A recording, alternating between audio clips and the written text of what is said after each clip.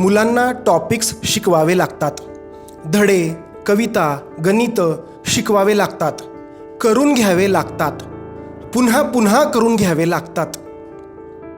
पण एकमेकाची चेष्टा करणं, एकमेकांना त्रास देणं, एकमेकांचं व्यंग हेरणं, त्या व्यंगावरून टोमणे मारणं, त्या व्यंगावरून चिडवणं, हे मुलांना शिकवावं लागत नाही. हे मुलांमध्ये उपजतच असतं. याच्यासाठी कुठला वेगळा क्लास करावा लागत नाही. उलटं त्या गोष्टींपासून मुलांना जाणून बुजून परावृत्त करावं लागतं. ही अत्यंत सोपी गोष्ट आधी आपण समजून घेऊ.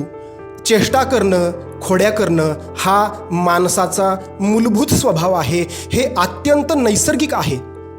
शिकणं नैसर्गिक नाही, शिकणं अनैसर्गिक आहे. म्हणजे आजचं जे फॉर्मल एज्युकेशन आहे, मी त्याबद्दल बोलतोय, शालेय शिक्षणाबद्दल बोलतोय. ते अनैसर्गिक आहे, ते कृत्रिम आहे. त्यामुळं ते पुन्हा पुन्हा शिकवावं लागतं, जाणून बुजून करावं लागतं आणि त्याच्यासाठी जास्त वेळ द्यावा लागतो. Human psychology